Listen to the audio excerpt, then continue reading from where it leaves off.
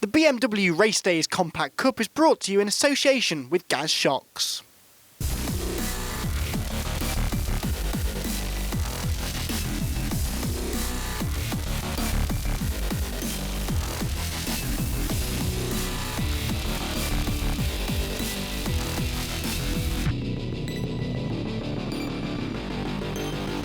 Welcome to Castle Combe, my home circuit here in Wiltshire. We're waiting for the Race Day Compact Cup BMWs to go out for their first race. So Andy, it's over to you. As ever in the Compact Cup, the two races on the Snetterton 300 circuit gave us plenty to talk about. Both races boiled down essentially to an Ian Jones and James Gordon scrap at the front, with Jones claiming honours in race 1. In race 2, Owen Hunter got between the two of them early on, before Jones got second and then tried to get the lead at the last corner, having to give the place back to Gordon on the flag. That means that James Gordon is now 12 points clear of Joe Wiggin in the championship. He's only 1 point ahead of Steve Daly in third, with Ian Jones fourth, and Richard Miles still just about in touch in fifth.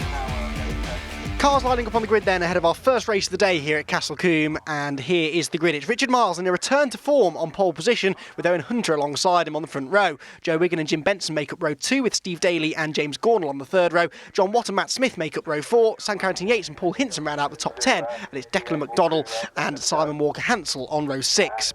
So Richard Miles on the left, back on the front row of the grid, and it's desperately important for him that he scores some points in this one. The red lights go out, we're away in racing, and it looks to me as though Owen Hunter may have got a slightly better start. He's got his nose ahead, he's trying to come across to defend the place from Richard Miles. They just make a little bit of contact as they turn through the first corner, the flat out kink at Folly, and now they make their way up Avon Rise and into the braking zone at Quarry. They're all more or less safely through, one or two cars getting a bit of dirt kicked up on the grass. We're on board with John Watt. We've got to our left hand side Ben Pearson by the looks of it as we turn through the right hander, and up in front Steve Daly picking up a couple of places there. Look up the inside of James Gornall, and the other one looked to be Owen Hunter as well. So it is Richard Miles who's held on to the lead. Joe Wiggin though has come through into second place. Jim Benson along the outside of Steve Daly gets into the back of Joe Wiggin. They make contact. Joe Wiggin spins, and that was not the way the race was supposed to start for those two. Joe Wiggin looking for his first win of the year still. Jim Benson has a race win from Rockingham. They've both rejoined, but quite a long way down the order. Well, that's all given Richard Miles quite a handy lead out in front from Stephen Daly in second. Looks like Owen Hunter is up there in third. There's Declan McDonnell. Now Declan had qualified 11th on the grid, so he must have got held up in all of those shenanigans through the S's as well, and he's now got work to do too. So both of the Mack Attack cars struggling on the opening lap up through the next sequence of corners at Bobby's, and then the run down the Dean Straight and into Camp Corner. We're on board with Neil Roach. That's Ari Ross in front of us, the black and gold car with the novice cross on the back of his BMW. Up towards the final turn they go, and Richard Miles is a country mile ahead now of Owen Hunter in second place. He's got ahead of Steve Daly, so Daly is down to third at the end of the opening lap. Fourth place for John Watt. Fifth is James Gornall, but Gornall's trying to get up the inside of him through Folly with Ben Pearson in sixth, Ian Jones seventh, Matt Smith ninth, Sam Carrington-Yates 10th. Ninth, excuse me, and Mark Skeets rounding out the top 10. Up towards the top of the hill, we're on board with Neil Roach. We're trying to find a way past Ari Ross. This is the inside line through the left-hand kink at Avon Rise. Becomes the outside line though for Quarry. We've got Paul Hinson in there as well in the black and yellow number 55 car, and Neil Roach has a little bit of contact from the car behind. That was the 33 machine of Clive Brooks who got into the back of him, and Neil Roach always in the centre of all of the action, isn't he? And the same is true this weekend at Castle Combe. So through the S's they go for the second time, thankfully slightly cleaner this time around than it was on the first lap. Field just starting to stretch themselves out, but with the high-speed nature of this circuit and the fact that these cars are low-powered and not very aerodynamic, the slipstream does keep them all very close together. Now, this is a replay of what happened on the first lap. There goes James Gornall across the grass, and in front you can see Jim Benson and Joe Wiggin getting together, and Chomp Watt seizes the opportunity to dive up the inside of James Gornall as well. Gornall, though, did retake that fourth place at the start of the second lap. There is Jiggy, who is one of the only double race winner so far this year, having got his second win of the season last time out at Snetterton. And it's looking good for James in the championship as well. He leads the way by 12 points over Joe Wiggin coming into this race, but Joe Wiggin is struggling. Steve Daly is third though, and only a point behind Joe coming into this meeting at Castle Combe. There goes Ben Pearson, he's currently running in sixth place. Now what is happening at the front of the field though is that Richard Miles is being caught slightly by the cars behind, so that handy lead that he'd built up after the first couple of laps is starting to diminish. He will have some defending to do before the end of the race. Up the hill they go again, at the start of yet another lap. And here's a good little battle. This is Matt Smith with Sam Carrington-Yates, Mark Skeets and the black and yellow car behind of Declan McDonnell. Oh, and Sam Carrington-Yates goes up the inside of Matt Smith. They just lean on each other slightly. Carrington-Yates will go through. Mark Skeets will also try and go through, but at the same time he's being overtaken by Declan McDonnell. So Declan McDonnell could pick up a couple of places there. Back with John Watt, Ben Pearson and Ian Jones here, and John Watt's pace is starting to slow down slightly. He's been reeled in by the cars behind. He's losing touch to James Gornall. What happened behind? Well, what happened behind was Matt Smith lost 3 places. Carrington-Yates, Declan McDonnell and Mark Skeets all went through. David May is also losing ground. He's pointing the wrong way. He's lost it. That looks like it's up at Quarry. So he will rejoin over the grass, but has lost several positions as a result. Right then, 4 laps complete. Richard Miles' lead is down to 0.6 of a second. Owen Hunter still there though in second ahead of Steve Daly. Then it's Gornall, Watt and Pearson. Jones, Carrington-Yates, McDonnell, Mark Skeets now rounding out the top 10. This is Jack Drury in the number 6 machine as he slithers and slides his way through Quarry Corner. And back down towards the S's for the 5th time of asking. Battles all the way through the field as we've come to expect. Now somewhere in this lot there, the orange, blue and silver car, that's Jim Benson, and he's trying to recover from his incident at this part of the circuit on the first lap, and he nearly had another moment there with Martin Gadsby in the black and green car in front of him. That holds him up, and so Simon Walker-Hansel takes full advantage and goes through. So far from gaining ground, Jim Benson unfortunately is losing more positions.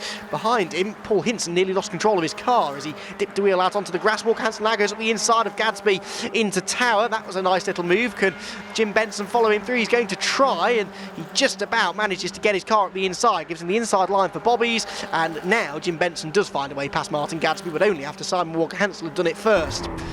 Back with John Watt, we're making our way out of Camp Corner, across the start-finish line again. The Mintex Racing car is running well inside the top 5, but losing touch with the cars in front of him. There is Jim Benson, and Harry Ross in front of the pack, loses it, spins one way, then the other, and back again into the middle of the road, and was very, very lucky indeed not to get collected by the cars behind. And Harry, not surprisingly, he's taking his time to get going. That was a very focusing moment indeed. It's quite common to see cars losing it through Camp Corner, the final turn, but the way the car spat back into the road a couple of times, right into the path of oncoming traffic, was very, very frightening indeed. Looking to get away with that one. That now leaves Walker-Hansel and Benson having picked up another place to do battle out of the S's through the flat-out right-hander at Old Paddock Bend. Such a high-speed circuit, Castle Combe, but a very unforgiving one as well. If you find your way out onto the grass, then you are going to lose several positions and quite likely make contact with something substantial. Oh, Benson's up the inside, and well, there was a gap, and Walker-Hansel tried to close it, but just a touch too late, and so Benson does go through. But Jim Benson's got looking more and more dog-eared as the race goes on. He's had rather an eventful race, hasn't he? The man who, as I said, got his first win of the year at Rockingham a couple of meetings ago. Here's Neil Roach, and we're still right in the thick of the action, turning our way through Camp Corner again. Back down the pit straight he goes. This is Paul Hinson doing battle with Martin Gadsby. You don't know where to look, do you, in a Compact Cup race, because there are battles from the front to the back and all the way through the field. This is Ben Pearson. Now Neil Roach, excuse me, who is trying to pick up another place. He goes past on the run up towards Quarry on the outside line. Oh, and there's no grip out there, and he loses the rear of the car, and it's Darren Ball who he's doing battle with, the number 25 car, and Darren will go straight back through. Brilliant car control displayed there by Neil Roach. A bit of a shake of the head. He's not too pleased with himself. There's just not enough grip out on the marbles around the outside at Quarry Corner, and that's another thing that makes that pass almost impossible to make. It can be done, but you need to be going substantially quicker than the car in front to really make that move stick. Right, back with the Jim Benson, Simon Walker-Hansel, excuse me, battle. Replay here of Neil Roach, and look at that, 2 or 3 attempts he had there to get the car pointing in the right direction, and back through goes Tarrant Ball, but that was brilliant car control. Oh dear, David May has had an incident, and they are the race leaders. Richard Miles and Owen Hunter have both spun. It's raining at the final corner. There is an isolated rain shower at the final turn, and as the leaders arrived on the scene, they're both fine. There's no grip, and unbelievably, both Richard Miles and Owen Hunter have spun out of first and second. Now, where's Stephen Daly in all of this? Stephen Daly Daly there has inherited the race lead. Can't believe it. The spectators on the outside of the circuit are putting their coats and their umbrellas up because it is starting to rain in just 1 or 2 spots on the circuit. So it is Steve Daly that leads the way. James Gornall is now second. John Watt has moved himself onto the podium in third. What a remarkable turn of events. Ben Pearson is fourth, and I think Ian Jones is fifth, and now John Watt is skating off the track as well, and he was looking to get away with that one as they turn their way through the S's. On board with Neil Roach, you can really see the rain coming down. That is Richard Miles in front of us, having recovered from the spin, but Richard in a race which he could not afford to have an issue in. He's already lost far too many points for his liking, really, this year. He came into this meeting 5th place in the championship, but quite a long way off the championship lead.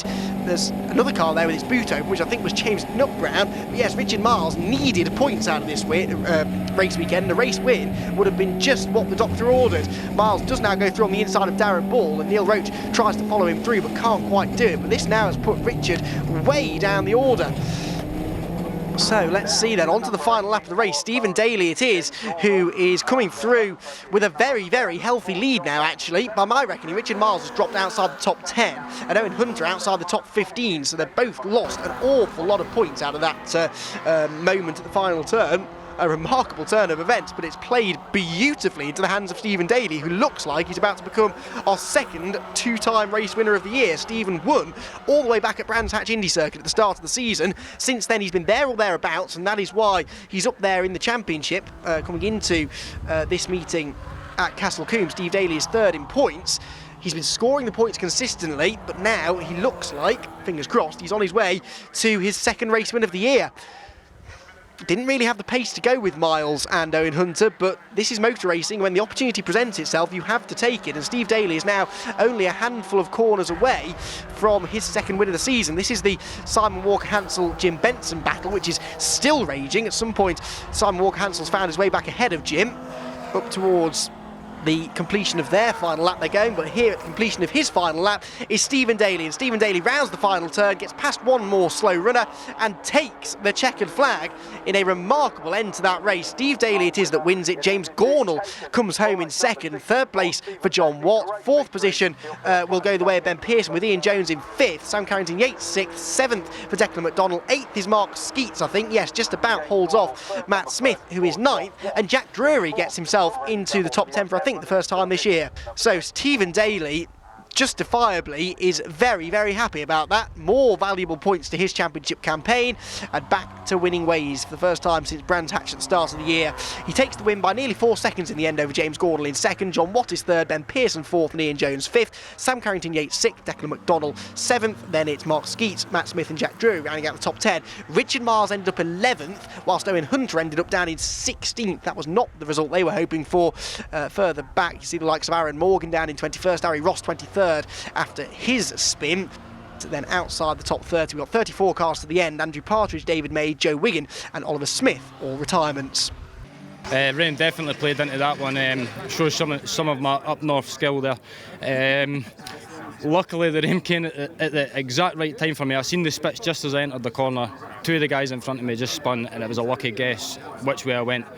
I'd just like to dedicate that one to my dad. My dad's been in hospital since Monday. He's unfortunately missed this round, so that race was for him. Well, after a dramatic first race here at Castle Combe, be sure to join us after the break to find out what happens next.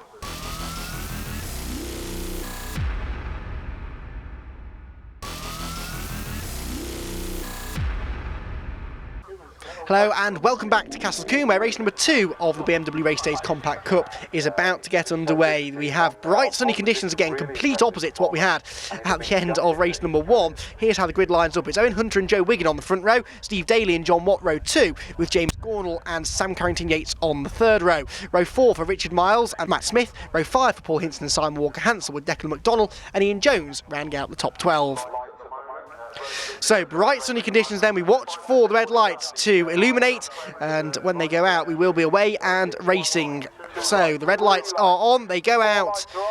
Now it's the after quite a long hold now, and away we go. On the left-hand side of the road, Owen Hunter. On the right is Joe Wiggin. Owen Hunter determined to get some points back after that spin from second place late on in race one. They're absolutely wheel to wheel up towards the first corner at Folly. They climb up Avon, rise on behind. David May unfortunately gets tagged across the road and appears to have collected, I think that's Chris Hack, yes it was, in the 96 car, and Chris ends up in the barriers. So already 2 cars in trouble. The rest of the field make their way through Quarry Corner for the first time. Lots of shuffling around going on in the midfield. Sun County Yates there seems to have lost some ground off the start.